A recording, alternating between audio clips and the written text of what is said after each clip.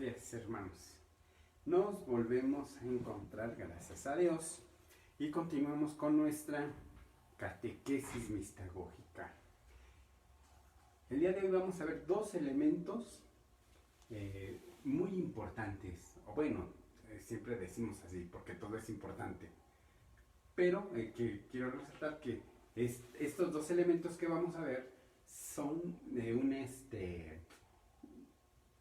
en contraste con otros elementos rituales, son paralelos, pero nos van a ayudar a entender la amplitud del misterio que estamos considerando. Recordarán que habíamos retomado, habíamos aportado los elementos para la lectura de la mistagogía de San Ambrosio.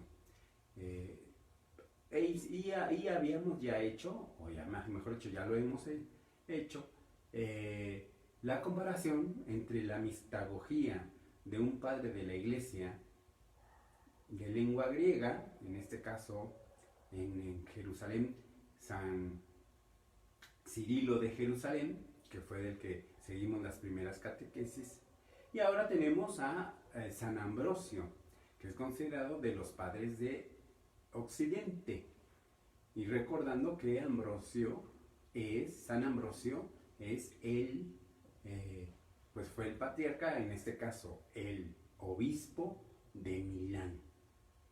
Y quiero hacer referencia, bueno, vamos a hacer a la luz de esto una referencia que nos ayude a retomar otra vez el valor número uno de la unidad de la Iglesia Católica, de la Iglesia de Cristo, nuestra Iglesia. De tal manera que vamos a ver ese valor de la unión, de la unidad en la Iglesia Católica y la diversidad de los ritos.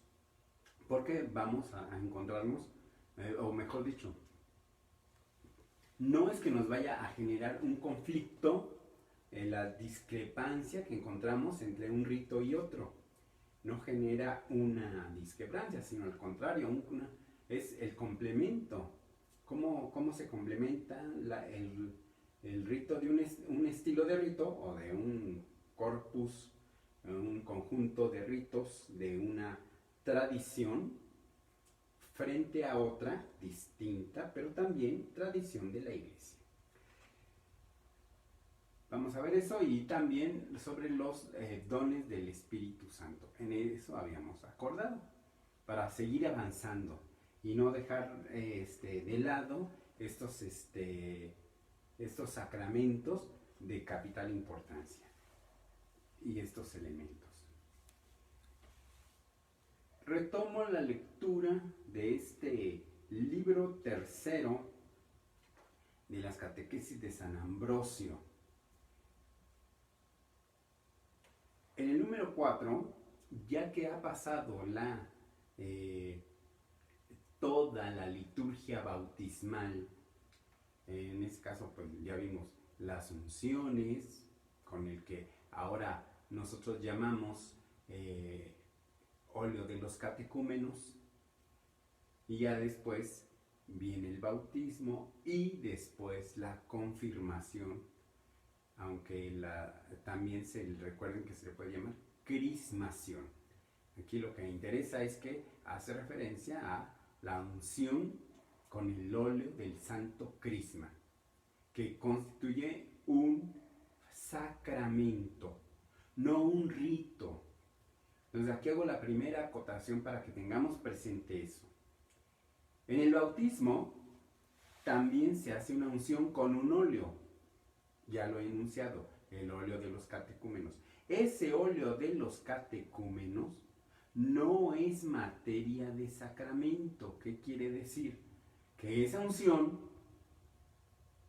no transmite la gracia santificante, sino que es un rito de unción con un óleo, generalmente aceite de oliva con alguna mezcla por ahí, no aromático y se hace dentro del rito del bautismo, pero no es materia, en este caso, concretamente materia de sacramento. En cambio, la unción con el Santo Crisma, o sea, el óleo, que también es un óleo aromático especial, ese sí es, junto con la imposición de manos y la oración de confirmación que hace el obispo, con esos dos elementos se transfiere, se transmite el sacramento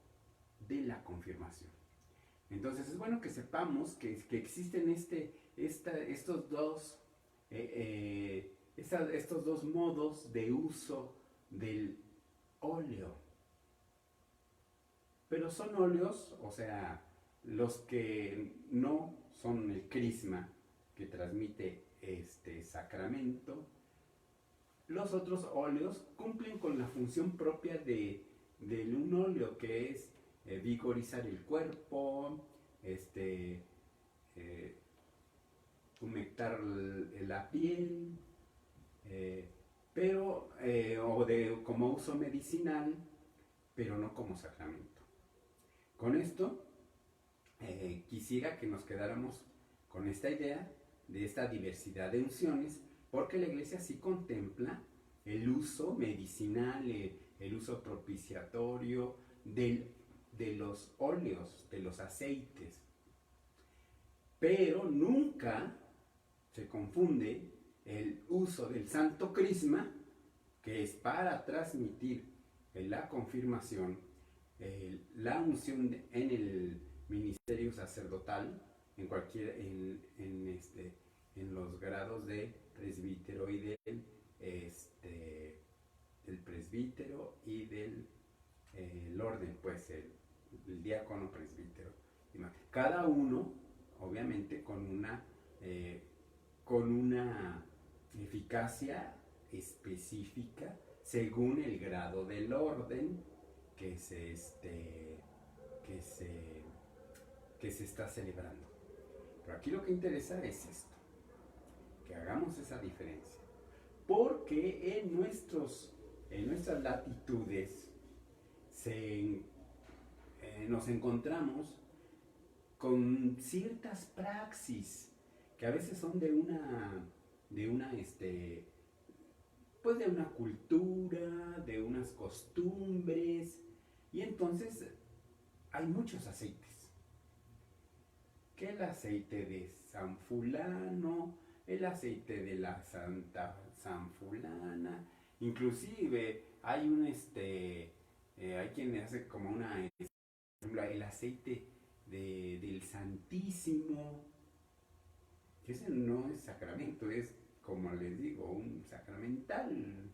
Es el uso, sí, es significativo, vigorizante, con deseo de pedir la salud, etcétera. Y así, hay muchos que tienen así sus aceititos, pero siempre con esa clara distinción. Es legítimo, o sea, la Iglesia lo contempla.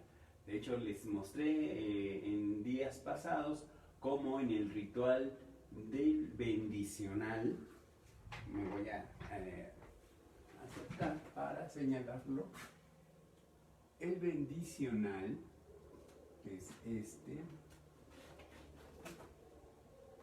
se contempla ya el uso. En esta bendición se contienen todas las bendiciones, obviamente las bendiciones, no todas, las bendiciones más recurrentes en la Iglesia. Entonces aquí nos indica cómo se realiza el rito para bendecir tal o cual cosa. Por ejemplo, bendiciones para la familia, las casas. Vamos, hasta aquí viene la bendición de la mujer embarazada, de la mujer pronta a dar a luz, las bendiciones de los novios cuando se comprometen, lo que en nuestra cultura es la tradicional pedida de mano, ¿no?, de la novia. Entonces hay unas oraciones donde el papá de la novia puede hacer una bendición para esos novios y hasta congraciarse con el yerno, ¿no? Pero bueno, bendiciones para toda oportunidad que nuestra iglesia necesita expresar el deseo de la bendición de Dios en todas sus circunstancias humanas, entre otras la salud, y por ello el uso del aceite, que es un aceite que puede ser bendecido por cualquier presbítero. No, no tiene que ser,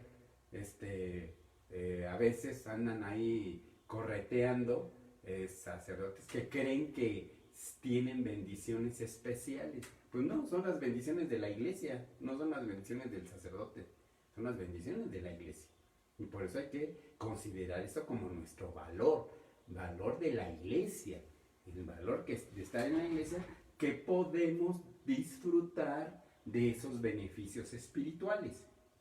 Y al mismo tiempo, con la gran discreción de saber que este uso medicinal, piadoso del aceite, de los óleos, no puede confundirse ni puede equipararse efectivamente al sacramento de la confirmación y al uso del Santo Crisma en otros sacramentos. Bien, entonces, dicho esto, estamos ahora con esta catequesis mistagógica, vamos a posar nuestra atención en el sacramento de la confirmación, aunque ya hemos hablado de ese sacramento en otros términos. El día de hoy quiero compartir lo siguiente. Primero, dice San Ambrosio: subiste de la fuente, ya habíamos explicado, se está hablando de que ya terminó la liturgia bautismal. Se sube de la fuente. ¿Qué pasa a continuación? Les digo, a mí me encanta San Ambrosio, porque San Ambrosio, con esta buena pedagogía que tiene, va introduciendo las preguntas, o sea, no porque tenga que estar preguntándose cada rato, sino que vean cómo pedagógicamente introduce la pregunta para que nos ubiquemos en qué parte estamos. Dice: ya subiste de la fuente bautismal. ¿Qué pasa a continuación? Dice: escuchaste la lectura. O sea, después del bautismo viene un rito, pero todo rito, por lo menos en esta estructura que San Ambrosio nos presenta, todo rito viene precedida por una lectura. Y dice aquí, bueno, ya, se dio la lectura. El obispo ceñido, voy a hacer referencia a esto porque esto sustenta lo que voy a explicar a continuación. Dice aquí que el obispo ceñido quiere decir que se ha puesto una toalla, un manto en la parte de las piernas, cubriendo las piernas desde el estómago hacia abajo. Recuerden que esta tela o este paño se utiliza cuando el obispo va a utilizar el crisma. Va a ser el uso del crisma, sobre todo, por ejemplo, cuando se ungen las manos de los presbíteros y ponemos las manos frente al obispo que nos está ordenando como sacerdotes, y también en algunos otros ritos. Pero lo que me interesa resaltar es este signo de cómo el obispo se ciñe, se pone aquí este paño en el cuerpo, porque les va a sorprender esto. Dice: el obispo lo hace como presidente, aunque los presbíteros también intervienen, pero el sumo sacerdote es el obispo, el que tiene el mayor grado entre los presbíteros. Entonces somos presbíteros y son diáconos, presbíteros, obispos, pero generalmente los rituales solamente hablan de un obispo, por la razón obvia y lógica, porque en cada diócesis hay un solo obispo. Aunque ahora, ya de algunos breves siglos para acá, no son tantos, se puede hablar de obispos auxiliares, como pasa en nuestra arquidiócesis. Tenemos al arzobispo y obispos auxiliares.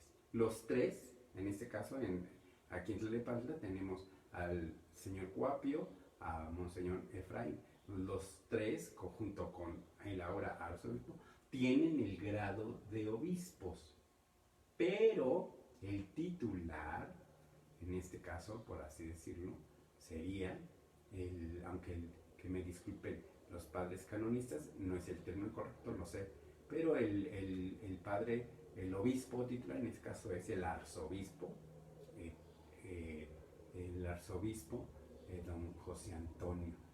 Entonces, él es el que preside toda la celebración, aunque puede ser auxiliado por otros presbíteros, por miembros de su presbiterio, o que tengan este grado de presbiterio. Entonces, van a hacer un gesto muy conocido por ustedes y por mí. Dice aquí que el obispo ceñido se arrodilla para lavarle los pies. ¿A quién? A los que acaban de ser bautizados. Los que acaban de ser bautizados, recuerden que estamos en la celebración, no pierdan de vista esto porque si no a veces nos confundimos. Estamos en la celebración de la vigilia pascual. Ya se llevó a cabo el bautismo. Salen de la pila bautismal. Entonces, obviamente, se entiende que en cuestiones técnicas habrá algún modo de que salieron de la piscina todos empapados, con túnicas blancas, era la costumbre. No es que bajaran a la pila bautismal desnudos, bajaban con una vestimenta blanca, tanto las mujeres para el pudor, los hombres también, obviamente, de aquel tiempo, y después pasaban para discretamente ser cambiados de túnica, secados, cambiados de túnica, y regresar a la nave para continuar con los ritos. Entonces, viene este lavado de pies. Nosotros, aquí en la iglesia de Occidente o iglesia latina, tenemos este signo solamente en la celebración del Jueves Santo, la institución de la Eucaristía y del sacerdocio. Cuando celebramos esto, se hace el signo del lavado de pies. Y generalmente, pues obvio, como está desencajado de la propiamente, lo ideal, si es que habrá neófitos, o sea, catecúmenos que van a ser bautizados, podría realizarse ese gesto. De hecho, lo contempla nuestro ritual de la iniciación cristiana. Pero aquí era parte de la misma iniciación, ese lavado de pies. No nada más para recordar el mandamiento, sino que se hace este gesto, este rito de lavarle los pies a los neófitos, en este caso a los que ya salieron de la piscina del bautismo, y así se preparan para la confirmación. Y todavía, y les digo, la pedagogía de San Ambrosio. ¿Qué significa este misterio? O sea, el misterio de lavar los pies. A ver, hago la pregunta. No es examen, pero hago la pregunta. ¿Recuerdan que dijimos cuál era la metodología de los padres mistagógicos? Partir del rito, o sea, se hace referencia al rito, en este caso, lavado de pies, y segundo elemento, el dato escriturístico. Primero veo el rito y ahora veo cómo la Sagrada Escritura me refiere a ese rito. Entonces vean que San Ambrosio, el maestro, lo hace exactamente así. Entonces les dice, ¿qué significa esto de lavarse los pies? Y empieza con, bueno, más bien retoma la cita de del Evangelio de San Juan, capítulo 13, versículo 6, que es el momento donde el Señor, bueno, San Juan nos narra cómo el Señor también se ciñe la cintura con un paño, una toalla, bueno, ahora les decimos toalla, un paño o algo, y se arrodilla a lavar los pies. Y nos reportan también, San Ambrosio nos reporta también la reacción de San Pedro. Dice que cuando llegó hasta Pedro, Pedro le dijo, tú lavarme los pies a mí. Ya sabemos todo lo que cabe en esa expresión, ¿eh? San Pedro ahí está haciendo un acto, primero, de reconocimiento de que el maestro es mayor, obvio. De hecho, el Señor le dice, ustedes me dicen maestro, y tienen razón, soy su maestro. Y vean el ejemplo que les doy, humildad. También Pedro ahí cuando dice, tú lavarme a mí, si yo que soy pecador, yo que, pues vamos, ¿no? No soy el discípulo, no el maestro. Y es un acto de humildad, o sea, Pedro está siendo humilde. No es que quiera rechazar el servicio del maestro. No es rechazo con enojo, sino es, en cierta manera, más que un rechazo, un querer esquivar por humildad, porque no se siente digno de. Y todo el coloquio, todo el diálogo que se viene aquí, nos va refiriendo entre San Pedro y nuestro Señor Jesucristo, cómo es conveniente ese signo. Y el Señor le dice, pues, si no te dejas, no vas a tener parte en mi reino. Pasando, claro, por el...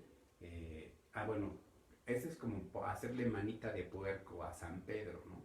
Si déjate, porque si no, no vas a tener parte en mi reino. Y entonces, San Pedro dice, bueno, mira, Señor, entonces, yo creo que más para...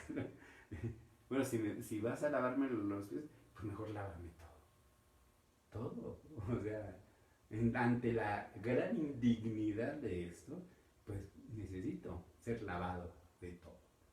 Y el Señor, ya sabemos que le dice, no. El que ya ha recibido al Espíritu, el que ya ha recibido el bautismo, y por eso está incrustado en este ritmo del rito, ya no necesita lavarse todo, sino que debe de tener, ya tiene lo necesario de esta unción. Les digo, le hace manita de puerco porque dice, si no te lavo, no tienes parte conmigo. Así que, qué bueno, San Ambrosio dice, qué bueno que el Señor diga esto para que lo escuchen todos. O sea, esa fue una manera, al decir, lo dice a Pedro, pero se los dice a todos, porque todos están ahí, se los dice a todos.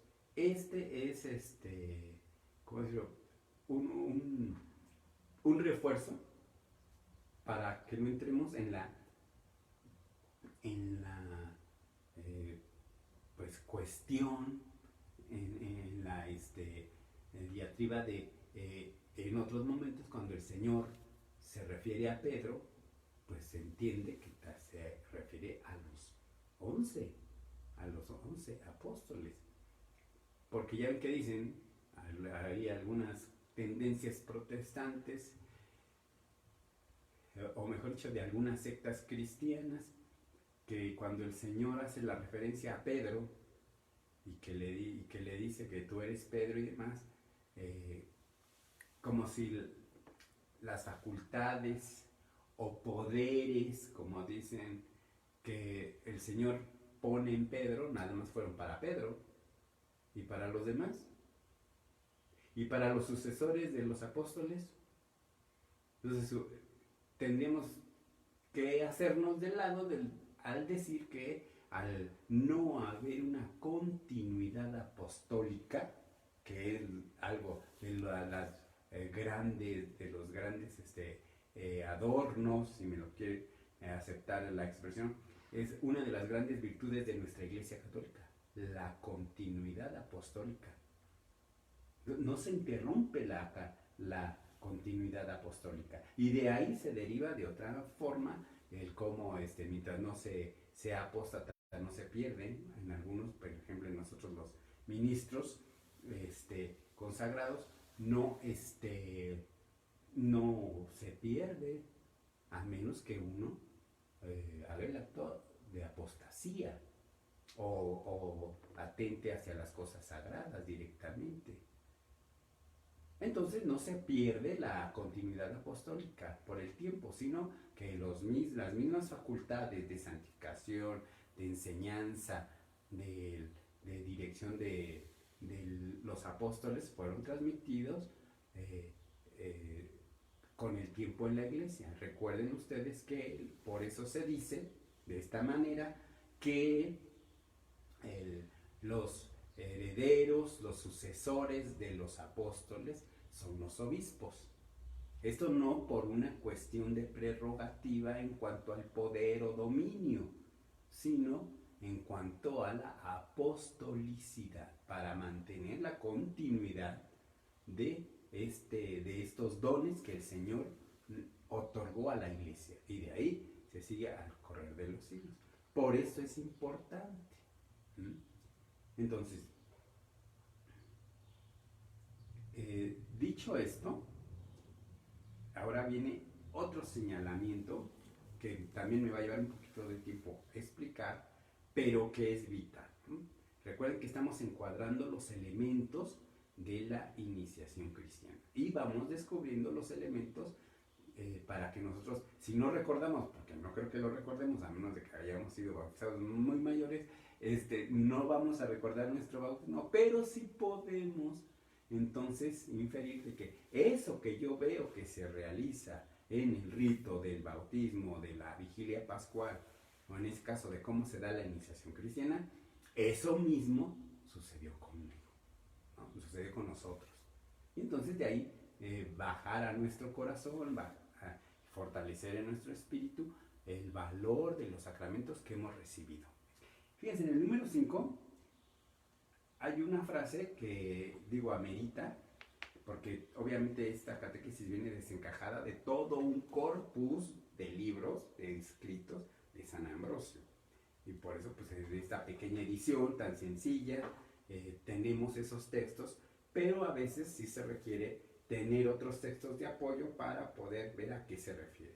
Fíjense en el número 5 cómo dice: San Ambrosio de Milán, en Milán, dice: no ignoramos que la Iglesia romana no tiene esta costumbre. O sea, esto del lavado de pies en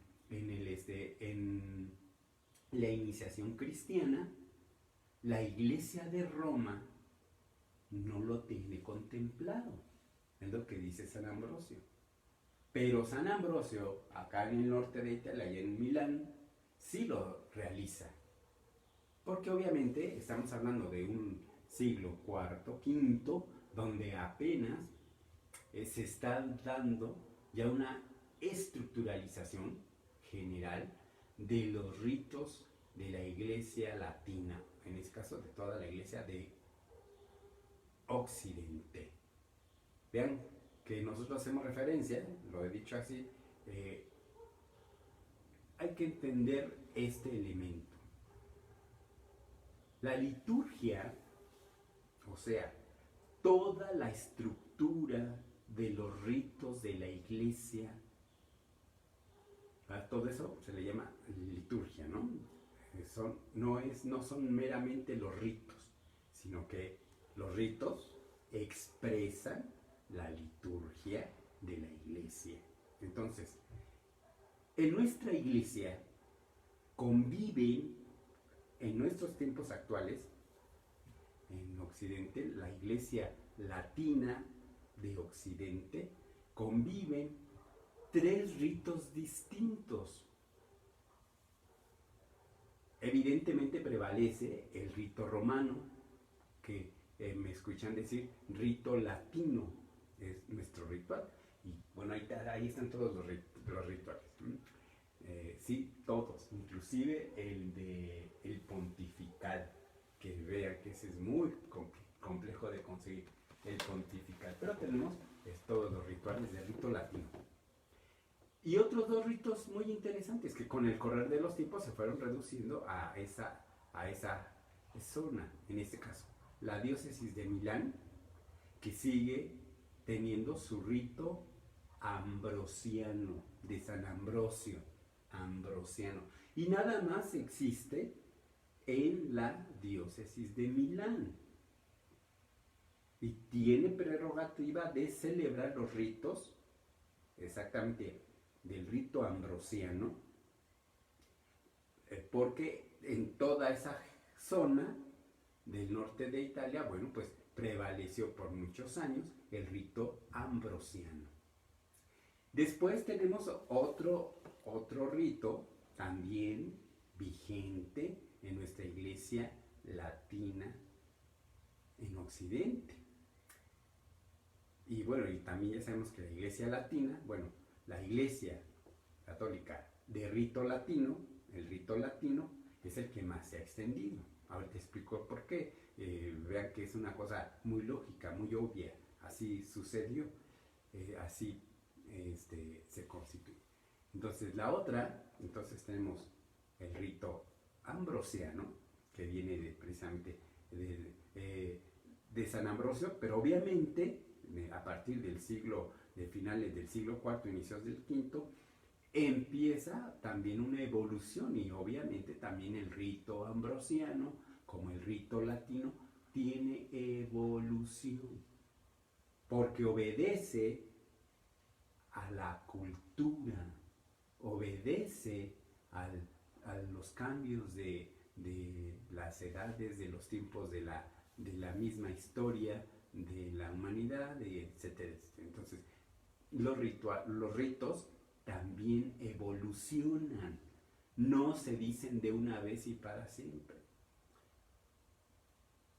El otro, entonces decía, para después ahorita los recapitulamos y los enunciamos, se llama la liturgia mozárabe. Recuerden ustedes que la península ibérica, o la España, en la península ibérica,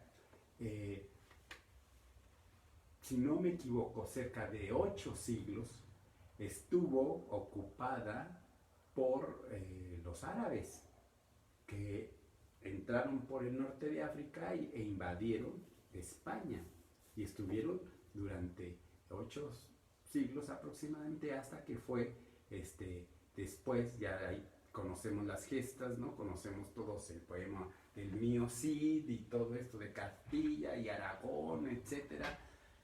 Bueno, conocemos algo, no es nuestra historia, pero es conveniente conocerla. Y cómo se fueron empujando a los árabes y poco a poco reconquistando la península ibérica, o sea, la tierra de España ahora. Lo interesante de esto es que también la cultura se mezcla. Y entonces el rito, tanto el rito latino, con ciertas costumbres árabes, se mezcla. Pero son costumbres rituales. No es que se haya mezclado la doctrina. No es que entonces ahora el rito mozárabe es medio árabe. No es medio árabe ni medio cristiano. Es cristiano, pero las expresiones culturales, como el canto, los himnos, las oraciones, tienen rasgos evidentemente de árabes. Y eso no es ninguna herejía, es simplemente un intercambio cultural, punto. Entonces la liturgia, a ver otra vez, la liturgia se expresa dentro de una cultura. El lenguaje, los gestos, los signos, etc. Entonces, vean, nosotros hemos heredado muchos signos de la cultura, bueno, de todas las culturas con que la iglesia entra en contacto. Entonces, así tenemos en primera instancia la introducción, el acopio, el hacernos de ritos judíos, ya desde el principio de la iglesia, pero después resulta que hay ritos egipcios que se toman los hebreos, sobre todo de herencias muy antiguas de,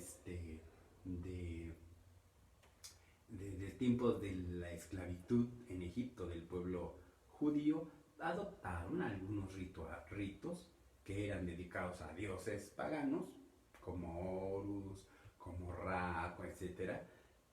Pero eran himnos que luego, por así decirlo, modificaban para ser dirigidos a Yahvé Dios. Y entonces, allá por el norte de África, pues existen algunas comunidades pequeñas que también obviamente tienen otros ritos, como el rito copto, como el rito siríaco, como el rito el copto, el siríaco, ahorita se me acaba de ir otro, pero existieron esos ritos, ¿no? Ritos alejandrinos, o sea, de Alejandría, pero que con el correr de los siglos fue cayendo en desuso porque se fue imponiendo, después del siglo XV, se fue imponiendo el rito latino, o sea, el rito romano.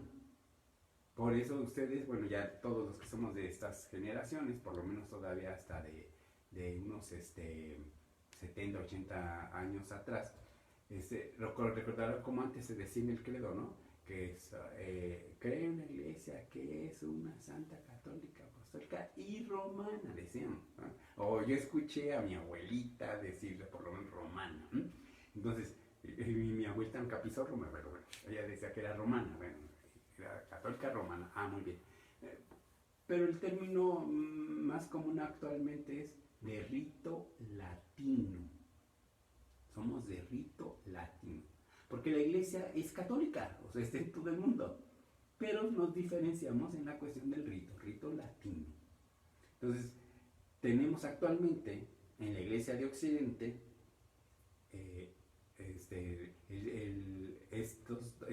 estas tres familias litúrgicas, ¿de acuerdo? Ambrosiana, de la diócesis de Milán, mozárabe en la diócesis de Granada, en España.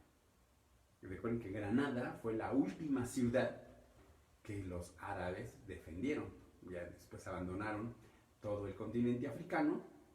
Sin embargo, aunque España es se dice, bueno, pues es católica, sin embargo, pues prevalece esa diócesis de Granada con este rito mozárabe, que son variantes de meramente ritos, ¿no? Por ejemplo, que si tienen 2 salmos, nosotros tenemos un salmo y 3 lecturas, entendiendo con esta la tercera el Evangelio. Y nos cansa, imagínense que tuviéramos una ritualidad donde más que tuviéramos 3 salmos, 3 lecturas, de por sí la misa se nos hace pesada, ahora con más ritos. Eso lo digo porque si no luego piensan, es que sería muy padre, muy enriquecedor conocer la ritualidad de otras iglesias cristianas válidas. Sí, sería muy padre, pero tal vez no nos guste, pero nada más como turistas, y no valorar propiamente que es una riqueza de nuestra iglesia. En cambio, en Oriente hay una gran diversidad de ritos cristianos. Está el rito armeno, que sí, ciertamente no se circunscribe solamente a Armenia, al país de Armenia, sino hay comunidades en otros países, como a veces en Latinoamérica hay una iglesia armena, en fin, está la iglesia armena, están las iglesias que nosotros llamamos iglesias ortodoxas, para meterlas en un conjunto. Pero lo interesante es ver que las iglesias ortodoxas pueden ser de rito caldeo, de rito sirofinicio, de rito cretense, de rito siro-bizantino, de rito bizantino solamente, en fin. O sea, son distintos liturgias que tienen una estructura muy especial. En nosotros, evidentemente, como prevalece en Occidente el rito latino, somos los más famosos, por decir, los más extendidos en este sentido. Y se debió, ya con esto cierro este pequeño paréntesis, y esto se dio, la extensión pronta del rito latino se dio por la presencia ya, por eso decía del siglo XVI, la presencia ya de la imprenta. Recuerden que antes los rituales eran hechos a mano. Ahí todos los monjes amanuenses se la pasaban escribiendo los monjes, copiando, o copistas, monjes copistas, como sea, copiando los rituales. Entonces imagínense ustedes, ¿no? Que un obispo le dijera ahí a uno de los monjes, oye, ahí te encargo un misal romano. El misal romano, que ya saben que es una cosa así, que tenemos todos los días ahí sobre la... ¿Saben cuánto tardaban en reproducir un misal romano? ¿Y de qué tamaño? Los misales eran de ese tamaño. Y pesados como ellos son. Entonces, ¿qué es lo que pasaba? Bueno, pues, si el obispo de Lyon, en Francia, quería un ritual romano, pues ya lo pedía a los monjes, donde fuera que estuvieran, ¿no? De ahí a que se los mandaban. Primero, de lo que hacían. Segundo, en lo que los mandaban. ¿Cuánto tiempo pasaba? Por eso eran valiosísimos. Y por eso también había que cuidarlos. En fin, entonces, pero cuando llega la imprenta, que sí, o sea, ya sabemos, ¿verdad? Que es un avance de la ciencia muy bueno, perfecto. Cuando llega la imprenta, la facilidad de reimprimir o imprimir los libros litúrgicos se facilita muchísimo. Obviamente, todavía en el siglo XVI, también hacer un libro también era un trabajito, tampoco era que fuese tan fácil, pero sí, claro que se pudo hacer mucho más rápido un libro a comparación de siglos anteriores, y ahora con la imprenta, con la posibilidad de las computadoras, pues realmente un libro ritual se puede hacer mucho más rápido y mucho más barato. Entonces, ese fue el asunto. No es que Roma haya impuesto el rito romano como decreto, como obligatorio al principio, sino que fue la misma inercia de la conveniencia de la imprenta que los obispos, cuando visitaban al Papa, yo creo veían ahí un nuevo libro ritual de una imprenta y, oye, ¿dónde consigo esto? Y fácilmente, o más fácilmente, mejor dicho, se pueden llevar esos rituales a sus lugares de origen. Esa fue la inercia. Ya después, claro, cuando ya pudiendo utilizar la imprenta, se empiezan a generar otros libros con otras tradiciones litúrgicas, como fue en el caso de Francia, la liturgia galicana, como fue en el caso de Alemania, la liturgia germana, etc. Sí, ahí ya, con la facilidad que daba la imprenta ya para ese tiempo, se pueden unificar los textos de la liturgia, o sea, en este caso, de la lectura del misal romano, de las oraciones, de los rituales. Entonces, todo fue un proceso de evolución. está perfectamente claro que si tenemos una liturgia del siglo IV, V, del siglo VIII, pues obviamente que se evolucionó. Y para algunos, con gran gusto, evolucionó por el hecho de que se fueron modificando los ritos. Y por ejemplo, la Iglesia romana no tomó algunos textos rituales. Vean, este es un libro que se llama, no lo voy a poder acercar, pero es un libro que se llama Sacramentario. Este es un sacramentario del siglo VIII. Y en este ya viene toda una estructura ritual, viene incluso la vigilia pascual, el bendicional que viene aquí como suplemento, oraciones para toda ocasión y algunos rituales, ¿no?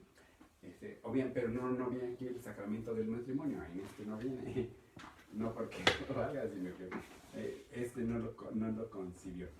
Como quiera que sea, conocer esta evolución de los ritos es una gran riqueza de la Iglesia. Pero para nosotros que somos de a pie y que no estudiamos tanto estas cosas, como somos cristianos de a pie, ¿qué es lo que debemos de rescatar?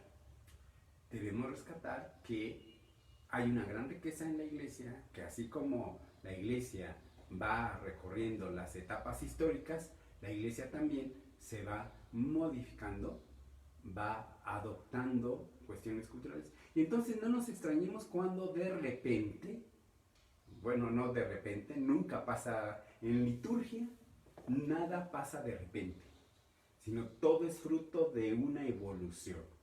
Entonces, no nos sintamos como defraudados, como despojados, cuando hay un cambio litúrgico.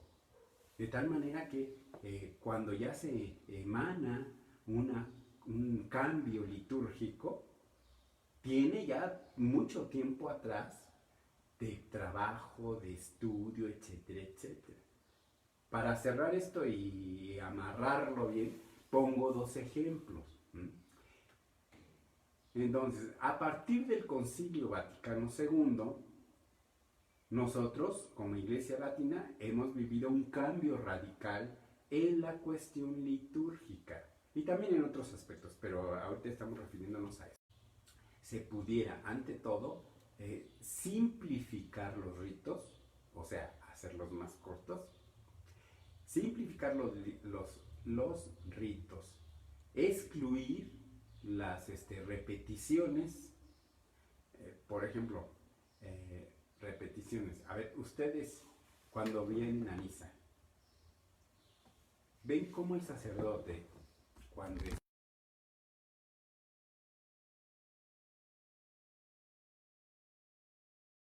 el cuerpo y la sangre de nuestro Señor Jesucristo, hace el gesto del signo de la cruz sobre las formas que se van a consagrar,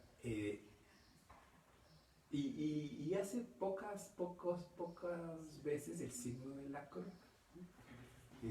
El rito antiguo, o sea, que le llamamos rito tridentino, se hacen muchos gestos de la cruz. Casi se realizaban 53 signos de la cruz a lo largo de toda la misa.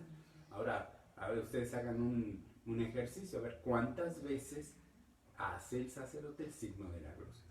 Desde el principio de la misa, que en el nombre del Padre, del Hijo, del Espíritu Santo, la asignación del Evangelio, etcétera, la asignación de los especies, y luego, entonces, ¿qué es lo que hace la Iglesia con esta evolución ritual? Que va reduciendo las repeticiones para que queden más claras y más fuertes en cuanto se expresan. Así que hay que aceptar ello. Entonces, también otra cosa que cambió mucho, pues la expresión más fácil que podemos recordar, ¿no? Decían decían los padres, nuestros padres, nuestros abuelos, ¿no? Que a ellos les tocó cuando la misa era de espaldas, ¿no? Y así lo dicen, ¿no? La misa era de espaldas. No, la misa nunca fue de espaldas. No, lo decíamos así porque no entendíamos, no nos hacían entender. Entonces es muy fácil decir, la misa era de espaldas. No, lo que sucedía es que en siglos pasados, los templos se construían de una manera específica, no era nada más que decirle al maestro albañil, échese aquí un muro, échese para acá una columna, échese para acá. No, se construían de una manera especial, de tal manera que significaban litúrgicamente algo. ¿Recuerdan cómo decíamos en San Cirilo, cuando se iban a bautizar, antes de bautizarse, primero la renuncia a Satanás y después el credo, se metían a la pila bautismal y los piececitos de los neófitos en el agua, no sumergidos, nada más los pies en el agua, renunciaban hacia occidente, renunciaban a Satanás, porque es el lugar de las tinieblas, por donde se mete el sol, entonces cae la noche, etc. Entonces, vueltos hacia el occidente, enfrentando a Satanás, negábamos a Satanás, y vueltos hacia el oriente, donde viene la luz, donde viene el Mesías, donde va a venir, de ahí se va a iniciar la parucía, etc. Y vueltos hacia el oriente, al lugar de la luz, la iluminación de la fe. Creo en un solo Dios Padre. O sea, esos gestos estaban plasmados en la estructura arquitectónica de los templos. Entonces, cuando el sacerdote supuestamente estaba de espaldas al pueblo, no estaba de espaldas al pueblo, estaba de frente al oriente, porque del oriente el ábside, la parte cóncava del templo, llamado ábside, estaba dirigida hacia donde sale el sol, para que el sacerdote celebrara la misa de frente al sol, de frente, por donde viene el Mesías. El Mesías viene de oriente, está en las escrituras, en el Apocalipsis. Pero cuando venga el Señor, nos encuentre ¿qué? Celebrando la Eucaristía. Ese es el signo porque el sacerdote estaba dirigido al oriente, no de espaldas al pueblo. Es más, el signo era muy claro, él era el pastor de esa comunidad. Entonces el sacerdote va al frente para encontrarse con el Señor y lleva detrás de él a sus comunidades encargadas. Entonces es un signo, y el signo es bello, ¿sí o no? Pero ¿qué pasaba? Entonces, ¿por qué ya no celebran de espaldas? Porque no entendíamos el signo. Vean eso, aunque no es de esta mistagogía, ejemplo que les he puesto de las espaldas del sacerdote, ya es una mistagogía, porque ya se explica el signo. Entonces vean, ¿el padre celebraba de espaldas al pueblo? No, el sacerdote celebraba de frente a oriente, acompañando a su rebaño, a las ovejas que le fueron encargadas. Entonces, ¿cuáles espaldas? Es el frente. Vean cómo cambia nuestra visión. Entonces, uno cuando conoce el signo litúrgico, cómo entendemos el misterio, entendemos el porqué. Y esto nos ayuda cuando comprendemos que hay estos cambios. O sea, la iglesia no va a hacer cambios nada más por pura arbitrariedad, sino, ante todo, con una expresión de signo que nos va a hacer entender cuál es la misión de la iglesia y cómo la iglesia, todos nosotros los bautizados, vivimos la fe en nuestro Señor Jesucristo. Por eso aquí, aunque San Ambrosio dice con toda propiedad, no desconocemos los ritos de la iglesia romana. Ellos no tienen estos signos nuestros, pero con todo somos la misma iglesia. ¿No? Que ven qué sencillo. En vez de estarnos poniendo playeritas, ¿no? Camisetas de que es que yo soy de esta iglesia, es que yo soy de la otra. Y la unidad está en Cristo. Entonces, en Cristo está nuestra unidad. Aunque tengamos estas expresiones ciertamente diversas, pero son expresiones. Distinto es cuando hay iglesias o sectas que en realidad no aceptan en la doctrina. Ahí es cuando se dan las separaciones, las rupturas. ¿Por qué? Porque cada quien quiere jalar agua para su molino. Qué distinto es con la humildad. Y por eso qué bueno resaltar esta humildad de San Pedro, que San Pedro dice, bueno, Señor, pues si me vas a bañar, báñame todo, pues lo voy a necesitar, yo creo, en el sentido de la fuerza de la unción. Entonces, qué bueno que podamos saber que sí se da esta unidad de la iglesia, aunque hay una diversidad de ritos legítimos. Y ya concluyo, por eso se distinguen las iglesias. La iglesia de rito latino, la iglesia de rito ambrosiano, la iglesia de rito mozárabe, la iglesia de rito armeno. Aunque para las iglesias de Oriente se dice la iglesia de rito armeno fiel a Roma, o en comunión más que fiel, porque ya este término fiel implicaría como una especie de sumisión, ¿no? Donde el rito latino estaría por encima del rito armeno, por ejemplo, ¿no? Se dice simplemente iglesia de rito armeno, de rito mozárabe, de rito... En la India hay dos ritos, el malabarés y el malancarés, pero el malabarés es el que es en comunión con Roma. O sea que yo como católico puedo ir y celebrar mi fe con los hermanos, aunque ellos sean de un rito distinto. Pero siempre vamos a concordar en lo esencial, en que está dirigido al Padre, en que se menciona la Santísima Trinidad, porque se cree en ella, en nuestro Señor Jesucristo, en las palabras de la consagración, o sea, ahí está la unidad. O sea, lo que pasa es que no la logramos discernir y a veces hay personas que, les digo, se sintieron defraudadas porque la iglesia cambió su ritualidad. Que uno de los golpes más fuertes fue precisamente que se cambió del latín a la lengua vernácula, o sea, a la lengua local. Si eras francés, los rituales se cambiaron al francés. Si eras español, al español. Si eras brasileño, al portugués, etc. Entonces, cuando se cambió tan solo esto de cambiar a la lengua vernácula para ser más accesible y entendible, porque no todos hablaban latín y evidentemente no lo hablamos, entonces, porque hubo gente que se enojó tanto de ese cambio de lengua, de latín a la lengua vernácula, que hasta hubo un signo, ¿se acuerdan? Que fueron los lefebvrianos, que porque no se celebraba en latín entonces no era válido. ¿Quién lo determinó? Si el mismo Papa y todo un concilio convinieron en la bondad de cambiar del rito latino a la lengua vernácula o a la lengua o local, como le quieran llamar. Entonces, muchos se enojaron y muchos se fueron de la iglesia, supuestamente. Aunque ya después han corrido los años, los siglos, no los años, no han siglos, los años del 70 para acá. Ya muchos que se habían vuelto lefebvrianos se pidieron la reintegración a la iglesia católica.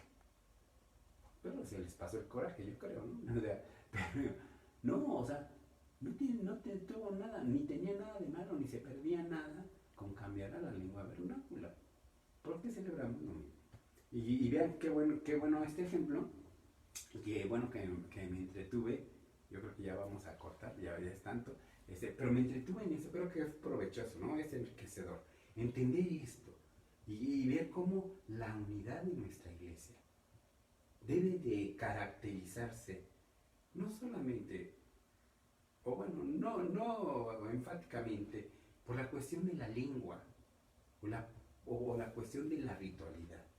Lo que deberíamos de entender son cosas mucho más sencillas. La primera de ellas, y a colación de lo que hemos hablado ahora, de este gesto del lavatorio de los pies en la iniciación cristiana, que insisto, en el rito latino no lo tenemos. El servicio. El servicio. ¿Dónde está el servicio en la Iglesia Católica? ¿Dónde está nuestro servicio? Los ministros hacemos nuestro servicio. Los hermanos laicos, todos ustedes nos ayudan para poder conducir a la comunidad. Fíjense que esto me interesaría también resaltarlo. Vean cómo ustedes como laicos no es que ayuden al sacerdote en sí. O sea, el servicio no es para el sacerdote. Ustedes, hermanos que tienen ministerios, no es para servir al sacerdote, es para servir a la comunidad. Porque ahí estamos ejerciendo el mandato del Señor, amar al uno como al otro. Y como el ejemplo que nos puso, Él lavó los pies, o sea, es un servicio. Ahí no es que el Señor anduviera espantado por el coronavirus y entonces hay que lavarnos todos. No es una cuestión de higiénica, sino fue la cuestión de mostrar el valor del servicio al prójimo, en cualquier expresión que sea. Yo les aseguro que si todos hubiésemos aprendido desde la mistagogía el misterio, este misterio, porque es lo que dice San Ambrosio, aquí ya viene traducido, ¿no? Pero cuando dice, ¿qué significa esto? Quiere decir, ¿qué misterio es este? ¿Qué misterio es este? Y así el del mandato de lavarnos los pies los unos a los otros. ¿Qué misterio es este? ¿Qué quiere decir el Señor? El servicio. Entonces, yo estoy seguro que si todos nosotros hiciéramos nuestro servicio en favor del prójimo, nuestra iglesia sería otra cosa. Aparte, recuerden, el servicio al prójimo, quien sea el prójimo, quien lo necesite, quien necesite de nosotros, es la mejor manera de expresar nuestra fe en Cristo resucitado. La liturgia expresa nuestro ser cristiano, no lo determina. Es el Espíritu Santo que dentro de la expresión litúrgica nos sella, nos conforma, nos confirma, nos fortalece para dar ese testimonio. De ahí que vean qué interesante que curiosamente esta cita de el lavado de Pedro, de que se laven los pies, que el Señor le lava los pies, etcétera, etcétera, este texto está insertado en la mistagogía de los iniciados en la fe, para hacerles entender desde el principio que su mejor manifestación es el servicio al prójimo. Ojalá que todos aprendamos este signo el día de hoy, ¿no? Si fue nada más una especie de estar hablando de esta ritualidad y cómo se hace el servicio, en ese caso la Iglesia en cada una de sus expresiones litúrgicas nos está señalando el mismo fin, o sea, el servicio, que debimos haber aprendido a ser servidores del prójimo desde los inicios de nuestra fe cristiana. Claro que ahorita ya de grandes esto lo podemos rescatar. Entonces, les invito a que consideremos esto. Consideremos lo que les he propuesto. ¿Cómo no podemos, o no debemos, mejor dicho, extrañarnos, si es que nos están diciendo de una manera prudente y clara, cuando hay cambios rituales o cambios en la liturgia, no salir con esa expresión de que, ay, cada padrecito hace lo que quiere? No hacemos lo que queremos, hacemos lo que expresa nuestra fe cristiana en la liturgia, según nos lo manda la Santa Madre Iglesia, porque eso genera unidad en la expresión y ojalá en la vivencia. Y bueno, la unidad en la vivencia de la fe es muy sencilla: ama al prójimo como a ti mismo. Gracias, nos vemos pasado mañana. Que tengan buen día.